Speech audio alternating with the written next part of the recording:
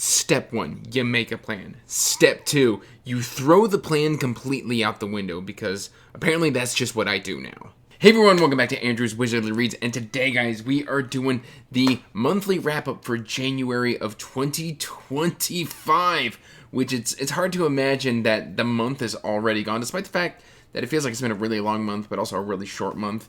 I don't know what happened, but yeah, things did not quite go according to plan, and we're going to kind of talk about that. Before we get into that, please do the normal stuff, like this video, subscribe to the channel, as it does help the channel grow, and you can check the description box down below for links to all my social media, including links to the Discord, as well as my Patreon, if you want to help support the channel in a much more substantial way.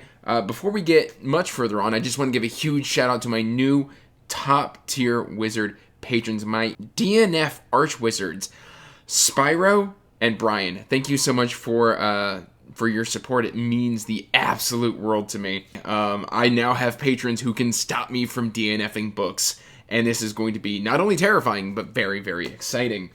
So we're going to dive right on into the books that I read, the manga that I read, the DNFs. We're all going to just dive right on into it. For the manga, I've got placeholders.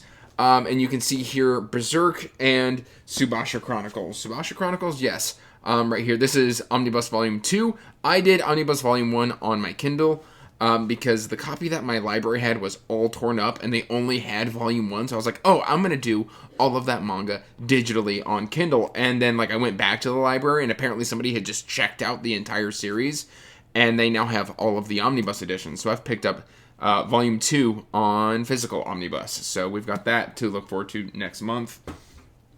And then, of course, I've got Berserk, and these are volumes 7 and 8. This is Conviction arc, and then I don't know the name of the next arc, but essentially, last month I finished volumes 4, 5, and 6 of Berserk, which is the majority of Conviction and the end of the Golden Arc, and though they were very interesting. I'm going to try and muscle my way in on a discussion between Chris the Bearded Book Beast, Chance Dillon, and Nerd Level Rising, I believe. I think they're going to be having a discussion. I could have those channels wrong, but either way, they'll be linked in the description box down below, and you should 100% subscribe to all of them because they're amazing. But I'm going to try and muscle in on a discussion that they're going to be having on Berserk, and I am quickly catching up to the series, and I'm having a good time doing it. It's brutal, it's tragic, it's a series I just can't recommend to everyone, because of how graphic it is, because of the underlying themes and the stuff that's covered. It's all very heavy subject matter, so it's basically like, if you open up Volume 1 and you look at that first page, and you're okay with that, you're probably going to be okay with Berserk manga as a whole. It lets you know what it is from the very first page. So that's kind of my thoughts on Berserk. I'm enjoying it. It is brutal. It is a bit much, but at the same time, still very, very good. So that's the manga out of the way. I also did 2 or 3 volumes of One Piece. Either way, I'm supposed to be at Volume 9 by March, so I think I did Volumes 1 through 3. Yeah, anyway, I did One Piece. And then I had one carryover from last year, which towards the end of December, I was reading Phantoms by Dean Koontz. And let me tell you what, I finished this early December, and for my first Dean Koontz, this was a delight. It's a bit overlong if I have to give it a rating. Because of that little extra length, some of it felt like it could have easily been removed and it would have really tightened up that story, I would probably give this an A. Really enjoyable. The beginning was explosive. It was so good. I was drawn into these characters. Absolute banger of a story here. Essentially, we've got this entity that is just massacring a small town in the mountains. And we've got these people scrambling, trying to figure out how to combat it, what it is, what's going on. And, is this, a disease? Or, how are these people dying? Why are people missing? It's very, very good. Great small town vibes. There is just kind of a shoehorned-in love story, which I'm both okay with and could have done without. So, in the midst of everything, I was like, hey, get some perspective. And I'm like, well, you're in a dangerous situation. I understand, you're trying to find some sense of normalcy or something to cling on to. But at the same time, priorities. I don't know. I really enjoyed this. I do have more Dean Koontz on my shelf now, and I'm planning on picking up the Odd Thomas series as well in the future. And so, yeah, you can look forward to more Dean Koontz from The Wizard. So we're going to toss that right behind me, moving right along. We're going to move on to the section that I'm going to title DNF, or NFN. 2 of them are NFNs. and one's a DNF. Now, the NFNs are Lions of Alrasan by Gag Avroque and Justin Lee Anderson, The Lost War. And essentially, this felt very like, I just knew where this was going. Something felt off in the very beginning, and people were like, oh, wait till you get to the twist at the end. And I had put it down, and I was like, you know what? I'm going to take a peek at the twist at the end. And the twist at the end is pretty much what I thought it was going to be, or something along those lines. This is just something that I'm not in the mood for. I read the first 10% physically, and then I went back because it wasn't clicking with me, and I did the first 20% on audio, and it still wasn't clicking with me. So right now, this is an NFN. Hopefully I can come back to it and I can enjoy this. I wasn't really liking the magic system. I was really only liking one or two of the characters that were being presented in the story. Overall, it just didn't pull me in super quickly. And after restarting it and still only making it like 10% further, I just decided to put this down. And then talking about Lions of Alrasan, great character moments, great political intrigue and stuff like that. When I'm with the main characters, the three main characters, I'm having a wonderful time. When it's anything else, I really don't particularly care.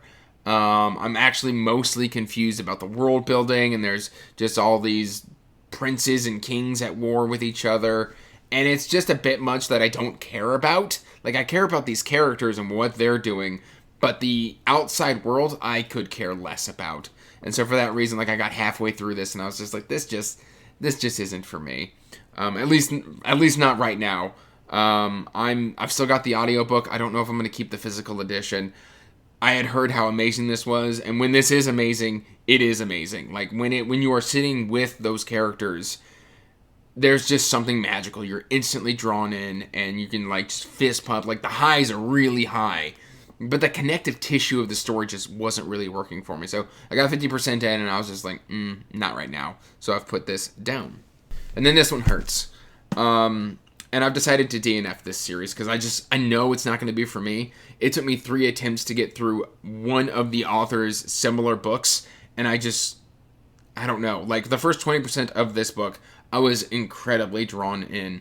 And then I kind of lost interest. That is going to be Curse of the Mistwraith by Jenny Wirtz. And essentially, this was a very plot-driven story where I felt the characters were kind of one note. I couldn't make the characters' decisions particularly logically work for me. There's a linchpin moment that kind of sets up the entire series that just, from character perspectives, just didn't work for me. There were conversations that didn't occur. People didn't even try to stop this from happening, and I couldn't wrap my head around it. It felt like an incredibly plot-driven story with beautiful writing that characters I couldn't identify with whatsoever. Everything about the characterization just kind of fell flat for me. And that makes me sad because I was really looking forward to reading The Wars of Light and Shadow. I had all of the hardcovers. I was only missing one of the books that is incredibly rare to get on trade paperback, and I no longer have those in my collection. I have since sent those on to somebody else.